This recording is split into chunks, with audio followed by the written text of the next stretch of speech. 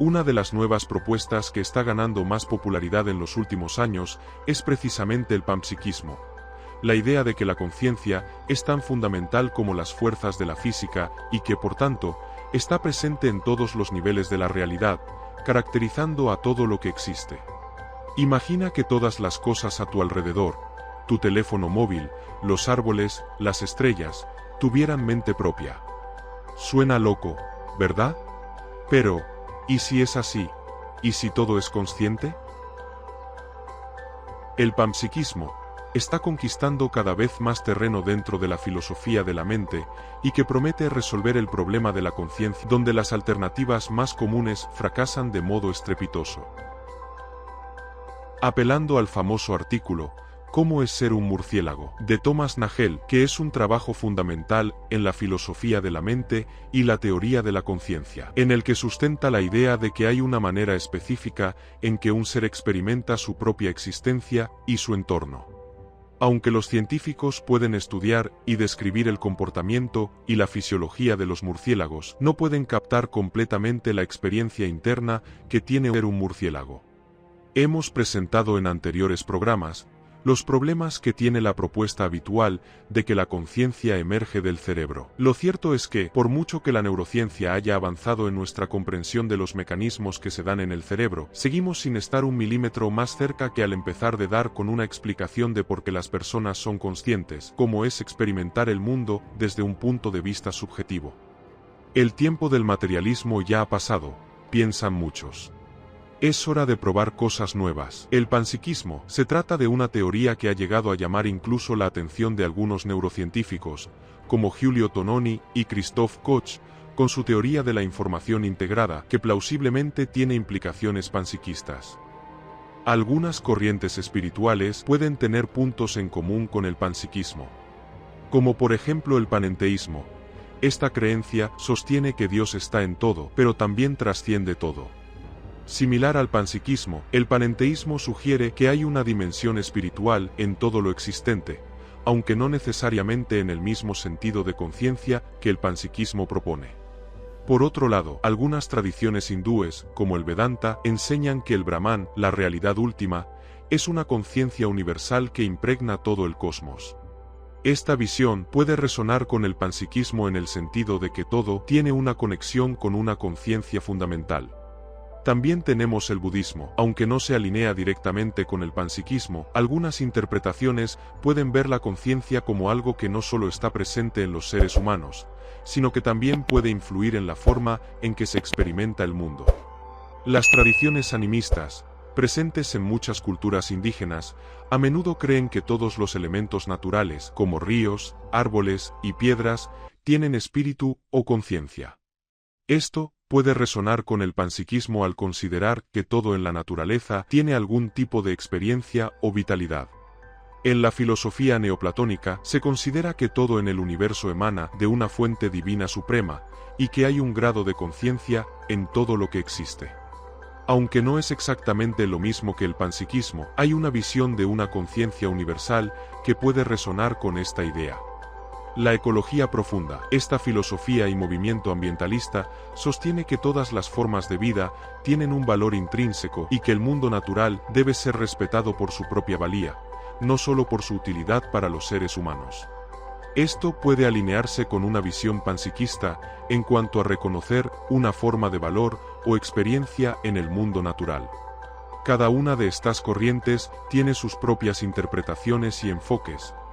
Así surge la pregunta, ¿realmente tenemos que pensar que todo tiene una dimensión mental, desde los libros que tengo aquí detrás hasta los electrones? ¿Qué argumentos podría haber que nos lleven en esta dirección? Pues es una gran pregunta. Te lo explico. Antes, una aclaración.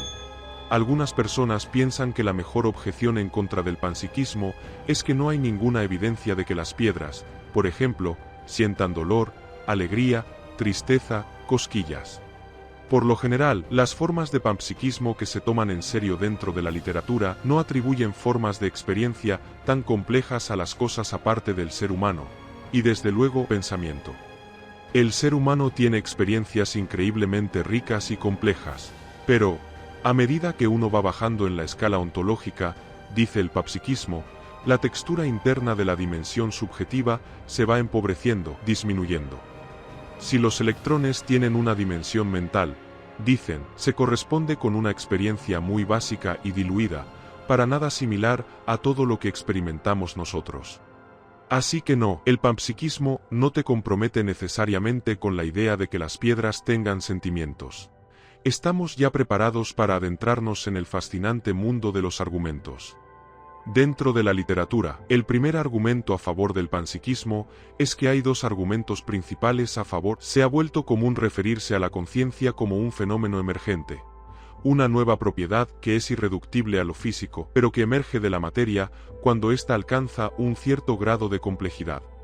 En un vídeo anterior, ya hemos visto las principales críticas que recibe la posición emergentista. Básicamente, parece magia. El emergentista nos está diciendo que, sencillamente, cuando la materia alcanza un grado de complejidad completamente arbitrario. Ahora, a menos que uno quiera lanzarse a los brazos del dualismo, con su famoso problema de la interacción entre lo material y lo inmaterial, o del idealismo, que plantea que la mente es más fundamental incluso que la materia, da la impresión de que la única opción para salvar el materialismo es precisamente el panpsiquismo.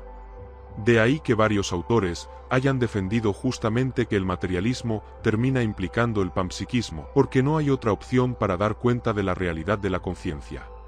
Negar la realidad de la consciencia, como hace el eliminativismo, no lo podemos hacer, es absurdo. Reducirla a lo no consciente, como ha intentado hacer el materialismo reductivo, es un proyecto en el que hemos perdido ya muchísimo tiempo y energía, y que no nos ha llevado a ninguna parte. Y proponer que emerge de lo puramente desprovisto de dimensión mental es tan ininteligible y mágico como decir que sale de la nada.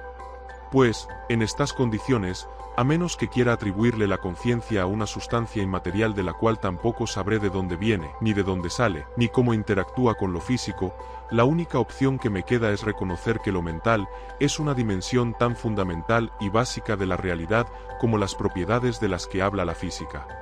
Si no puedo negar su realidad y tampoco puedo decir que antes no existía, y luego empezó a existir en algún momento de la historia del cosmos a partir de lo no consciente, solo me queda aceptar que siempre ha estado ahí, que todas las cosas en todo momento han tenido, tienen y tendrán una dimensión mental. ¿No puedo explicar la conciencia como un producto posterior de lo no consciente? Pues eliminemos el supuesto problemático, el supuesto de que efectivamente existe lo no consciente, y pasemos a postular la conciencia como algo básico y omnipresente. Ahora ya no tenemos que explicar de dónde sale ni cómo, porque es que no sale de ninguna parte, siempre ha estado ahí, presente en todos los niveles de la realidad, incluso en el más fundamental. Solo así, dicen, solo suponiendo que la conciencia humana surge de formas más básicas y primitivas de conciencia, podemos evitar el absurdo de decir que una propiedad genuinamente irreductible emerge de la mera reorganización de elementos que pertenecen a una categoría completamente distinta de cosas. Otra manera de verlo. Cualquier punto en la escala de complejidad material que pueda señalar el emergentista y decir, es aquí y no antes donde surge la conciencia, donde emerge la conciencia en un sentido fuerte, cualquier punto que señale va a ser completamente arbitrario. Es mucho más simple, más parsimonioso y más elegante, desde un punto de vista explicativo, eliminar esa arbitrariedad. ¿Y cómo eliminamos esa arbitrariedad? Pues diciendo que la conciencia no surge en ningún momento, sino que siempre ha estado ahí, en toda la escala de complejidad material, de una manera que la refleja. Pero quizá esto es muy precipitado, puede decir alguien. Quizás la ciencia del futuro logre hacer inteligible la emergencia fuerte de la conciencia, solamente tenemos que esperar al Darwin de la neurociencia.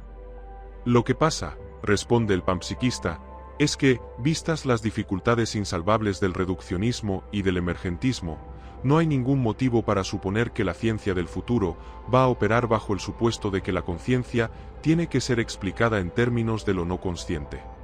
Tal vez la revolución que necesitamos es justamente intentar entender la conciencia humana en términos de formas de conciencia más primitivas. Como decía al inicio, el intento, el proyecto de explicar la conciencia, lo experiencial, en términos de lo no experiencial, no ha producido ni el comienzo de una explicación. En esta situación, negarse a priori a explorar paradigmas alternativos es sencillamente caer en el peor de los dogmatismos. Segundo argumento a favor del panpsiquismo. Toma su inspiración del famoso filósofo británico Bertrand Russell. Hacia el final de su vida, Russell se alejó del positivismo, según el cual la física podría llegar a explicarlo todo, y solía llamar la atención sobre lo esquelética que era la imagen científica del mundo. No siempre nos damos cuenta de lo extremadamente abstracta que es la información que la física teórica nos da. Nos pone sobre la mesa ciertas ecuaciones fundamentales que le permiten tratar con la estructura lógica de los eventos, al tiempo que deja completamente desconocido cuál es su carácter intrínseco. Todo lo que la física nos da son ciertas ecuaciones que recogen las propiedades abstractas de sus cambios, pero acerca de qué es lo que cambia, a partir de qué y hacia qué, con respecto a esto, la física calla. Si le preguntáramos a alguien de la calle, probablemente nos diría que la física nos dará algún día una descripción completa del mundo natural. Pero el punto de Russell es que, cuando uno atiende al lenguaje matemático causal que utiliza la física para describir los fenómenos, lo que salta a la vista justamente es el carácter radicalmente incompleto de su imagen del mundo. Lo que hace la física, según Russell, es abstraer de la concreción de las cosas y quedarse exclusivamente con la estructura lógico-matemático-causal del mundo físico. Este conocimiento es muy útil y valioso, por supuesto, pero como máximo nos dice cómo actúan o están dispuestas a actuar las cosas y cómo se relacionan entre sí. Acerca de su naturaleza intrínseca, la física calla. La física nos dice todo acerca de cómo se comporta el electrón, pero sobre qué es en sí mismo, sobre su naturaleza intrínseca y categórica, Russell argumenta que esa pregunta no se puede responder con el lenguaje y los métodos de la física. Ahora bien, argumenta el panpsiquista, debe existir una naturaleza intrínseca a las cosas, una intrinsicalidad. La estructura que la física descubre no puede estar flotando en el vacío, por así decirlo. Debe ser la estructura de algo que está estructurado de esa manera. Pero, es aquí donde entra precisamente la propuesta panpsiquista. La naturaleza intrínseca de la materia es, al menos en parte, conciencia, experiencia consciente. La física nos dice cómo se comporta el electrón, pero según esta perspectiva, el electrón en sí mismo es algo con conciencia. ¿Por qué adoptar esta idea? Pues porque aunque no tenemos ninguna manera directa de verificar la naturaleza intrínseca de las cosas externas, sí sabemos de manera directa que al menos cierta materia tiene una dimensión mental consciente, a saber, la materia de nuestro cerebro. Y esto ya es una pista importante, según el panpsiquista, nuestra única pista. Por tanto, en ausencia de motivos sólidos para pensar lo contrario, la explicación más simple, elegante, parsimoniosa y unificada es pensar que la materia fuera de nuestros cerebros comparte esa cualidad con la materia dentro de nuestros cerebros, la cualidad de ser consciente, de tener una dimensión mental. La hipótesis contraria, la de que la materia extracerebral es pura y absolutamente inconsciente, es precisamente la que genera el problema duro de la conciencia, porque entonces no hay forma de explicar cómo lo consciente emerge o surge de lo inconsciente. El átomo físico es, como todo en la física, una serie de indicaciones métricas.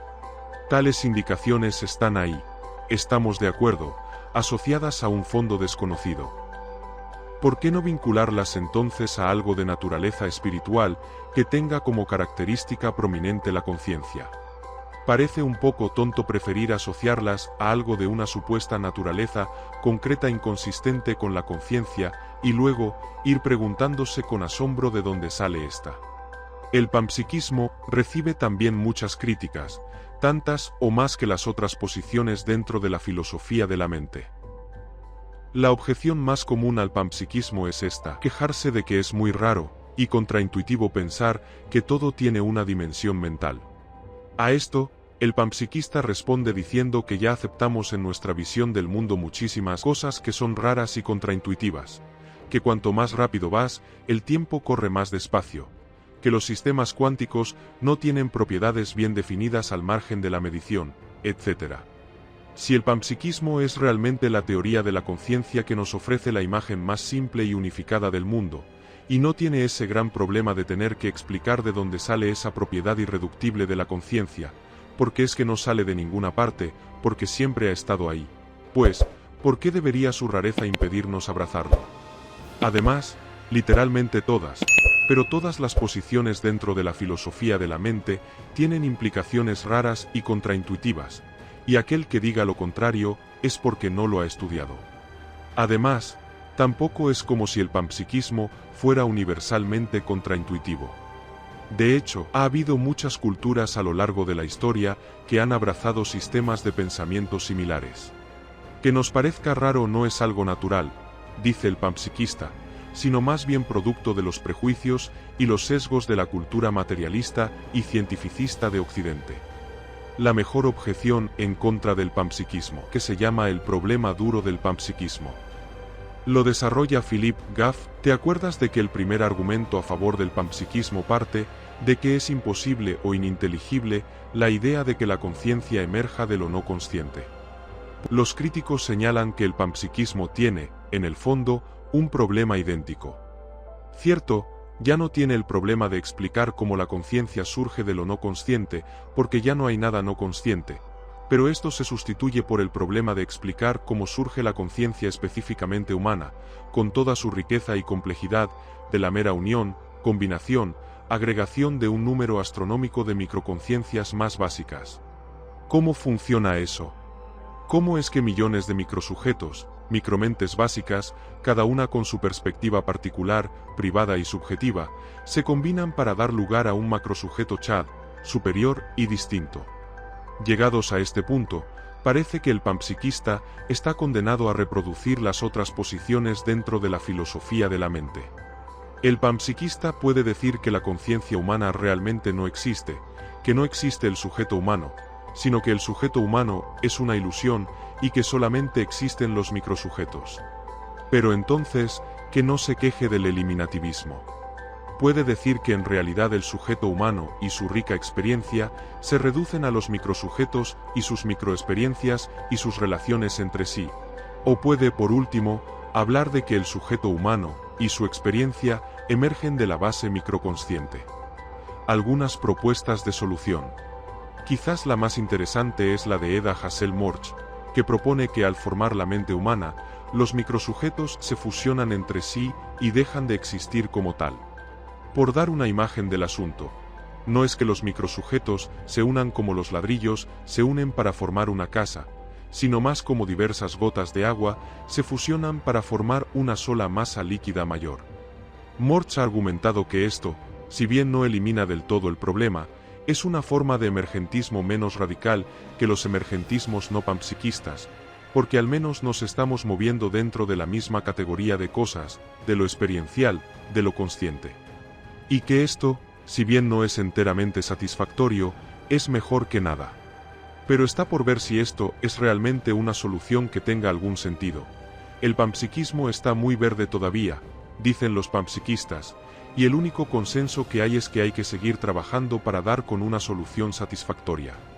Pero lo interesante es que si uno quiere refutar el panpsiquismo, este es el problema en el que tiene que insistir. Pero, ¿y si el problema está en que el panpsiquismo no es lo suficientemente radical? ¿Y si necesitamos una teoría de la conciencia que sea todavía más loca? De esta manera, hemos llegado al final del programa de hoy. Esperamos haya sido del agrado de ustedes. Muchas gracias por quedarse hasta el final. Déjanos tus comentarios y regálanos un like. Nos vemos en el próximo episodio.